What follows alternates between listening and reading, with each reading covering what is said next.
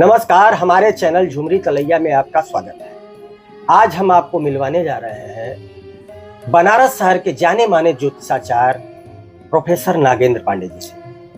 Professor Nagendra Pandey Banaras के संस्कृत विश्वविद्यालय में ज्योतिष विभाग के अध्यक्ष थे और इन्होंने बनारस में ज्योतिष की परंपरा को बहुत आगे तक बढ़ाया है। अहर्निश इनका जो प्रयास है वो मील का पत्थर साबित हो रहा है। बहुत से लोग जो संतानहीन हैं, बच्चों के लिए सब कुछ लुटाने के लिए तैयार है। तो गुरुजी से हम जानेंगे कि क्या इस चीज का कोई ज्योतिष में विकल्प है। गुरुजी, क्या आपका कहना? ये लोग वर्षों वर्षों तक जी चिकित्सा कराते रहते हैं, दवाएं खाते रहते हैं, उपाय ढूंढते रहते हैं, परंतु फिर भी कभी सफलता नहीं मिलती। जी ऐसा क्यों होता है? किसी भी दंपति को संतान न हो जी तो उसको क्या करना चाहिए? जी तो संतान सुख में बाधक होता है मंगल, शनि।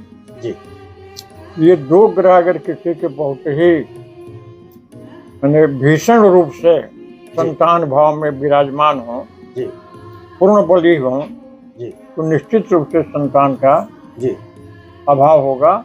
जी उसके लिए जो ग्रह विघ्न कारक हैं, जो ग्रह अशुभ हैं, जी उनकी उपासना, उनके मंत्र का जप, जी उनका अनुष्ठान करना श्रेयस्कर होता है। जी जी एक बात और देखा कि बहुत से योग ऐसे हैं जिन योगों का हम विचार करेंगे तो बहुत स्पष्ट हो जाता है कि संतान में बाधा क्यों है।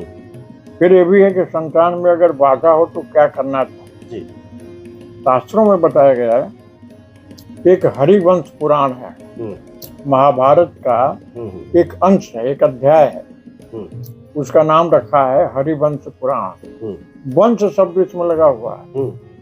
तो हरिवंश पुराण का अर्थ हुआ कि ये भगवान की कृपा से वंश के विस्तार के लिए इस पुराण का अनुष्ठान करना चाहिए, श्रवण करना चाहिए और विधिवत जो है, जो व्यवस्था पुराण वाचन की होती है, उस व्यवस्था से श्रद्धा पूर्वक अगर हरिवंश पुराण का कुछ श्रवण करे, पाठ करे, ब्राह्मण से करवाए तो निश्चित रूप से संतान का लाभ होता है। जी इसी प्रकार से भगवान शिव का जी रुद्राभिषेक, रुद्र यज्ञ, रुद्र महायज्ञ यह कराने से भी भगवान शिव की कृपा प्राप्त होती है।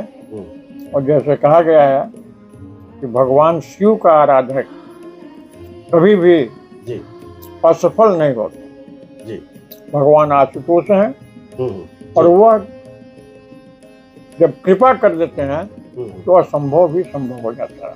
जी क्योंकि हमारे यहाँ ये नहीं कहा गया कि केवल प्रतिबंधक योग है, अभाव योग है, संतान नहीं होगा। जी आगे प्रश्न खड़ा होता है, फिर क्या होगा, फिर क्या करना चाहिए। तो रोग बता कर नहीं छोड़ देते, उसका उपाय भी बताते। जी तो उसमें कहा गया है मुख्य रूप से है मणि है, मंत्र है और औषधि है। ये तीन विधाएं हैं जी किसी भी विपत्ति को दूर करने के लिए। जी शास्त्रों में मणि माने होता है रत्न, रत्न धारण करना। और अनेक लोगों को मैंने देखा है कि इसके लिए सबसे उत्तम जो पुष्पराग या पुखराज होता है, जी उसको धारण करने से धीरे धीरे धीरे उसके प्रभाव से संतानोत्पत्ति की क्षमता बढ़ जाती है। अच्छा। और संतान का लाभ होता है।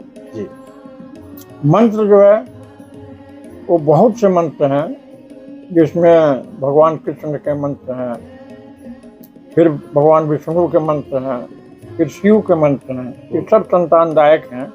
उन मंत्रों का श्रद्धा के साथ अगर हम जप करते हैं, जप कराते हैं ब्राह्मण के द्वारा, तो उससे लाभ होता है। इन मंत्रों का जाप भी बताया गया है।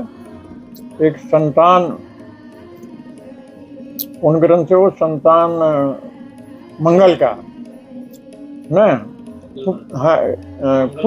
पुत्र प्रदायक मंगल व्रत है, मंगल स्तोत्र है, मंगल का मंत्र है।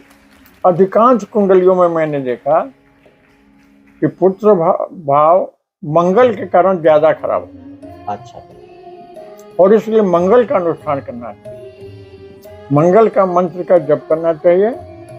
और पुस्तक भी उपलब्ध है और मंगल स्तोत्र जी, उसका पाठ करना चाहिए। और ये करने से देखा गया है कि साल भर के भीतर ऐसी स्थिति आ जाएगी कि जिससे गर्भाधान संभव हो जाता है। बहुत सी महिलाएं ऐसी हैं जो संस्कृत के कठिन श्लोक नहीं पढ़ पाती हैं, तो क्या संतान पाने के लिए कोई बीज मंत्र है जिसको पढ़ करके पूजा अगर किया जाए? हाँ, सच्चे ये ठीक है। हाँ, वो कौन सा मंत्र? देखिए, ऐसा है कि एक ही दवा सभी मरीजों को नहीं दी जा सकती जी, सबकी प्रकृति, उसकी शारीरिक क्षमता, उसका पूर्व जन्म का भाग्य विचार करने के बाद जो उचित होता है वही मंत्र दिया जाता है। अच्छा, और वही करना भी चाहिए जी, कोई ऐसे जनरल मेडिसिन नहीं है जैसे आँख को दर्द है कि ड्राप डाल दिया, जितने आँख के मरीज हैं सबको वही ड्राप काम करेगा, ऐसा नहीं है।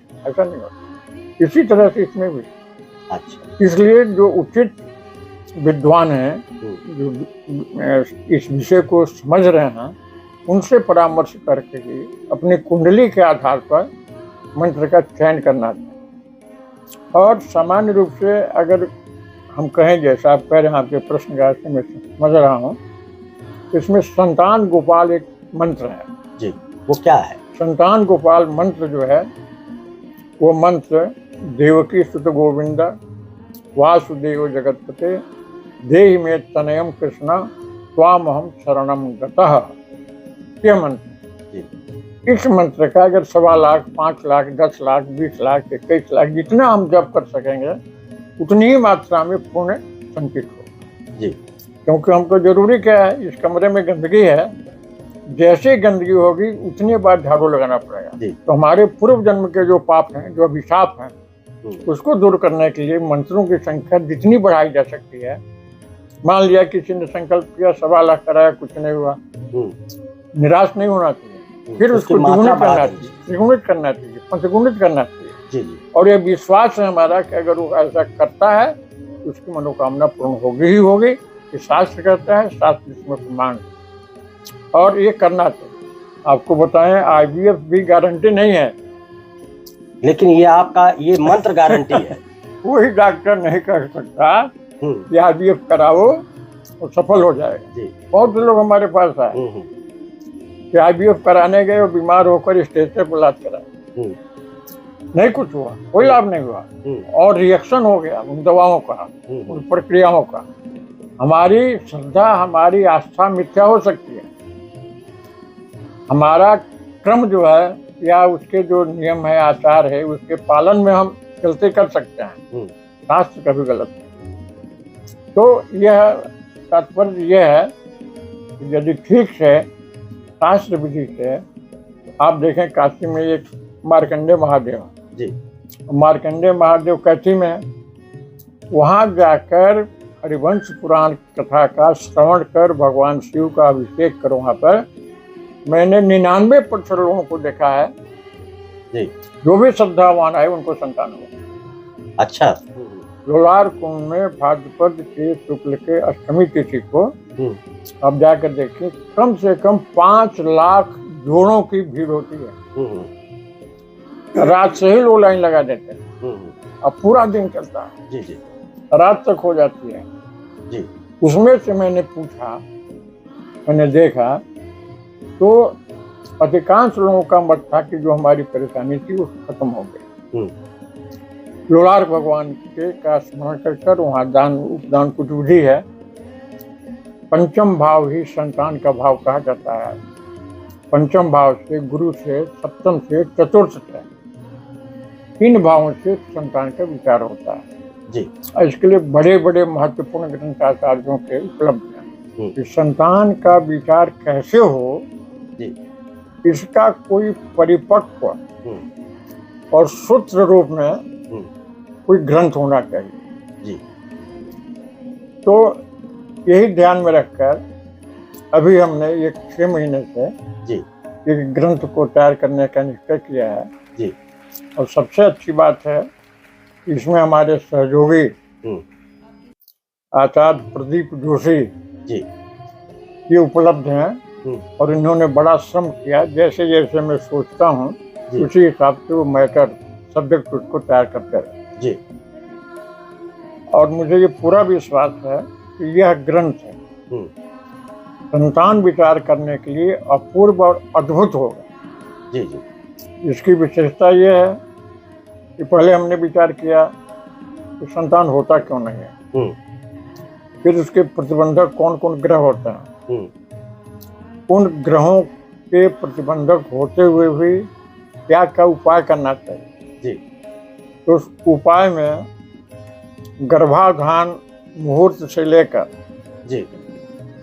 और शेष आगे के जो व्रत होंगे, तिथि होंगे, त्योहार होंगे, जो स्तोत्र होंगे, जो मंत्र पाठ करने का बताया गया जी। है, जी। ये सारी चीजों की विवेचना की जाएगी उस किताब में। उस किताब में। जी। झुमरी तलैया से जुड़ने के लिए कृपया हमारे चैनल को जरूर सब्सक्राइब करें, साथ ही उसके बगल में बेल भी जरूर दबा दें ताकि हमारे सभी लोकप्रिय वीडियो एवं रोचक जानकारी आप तक सीधे पहुंच सके। शुक्रिया।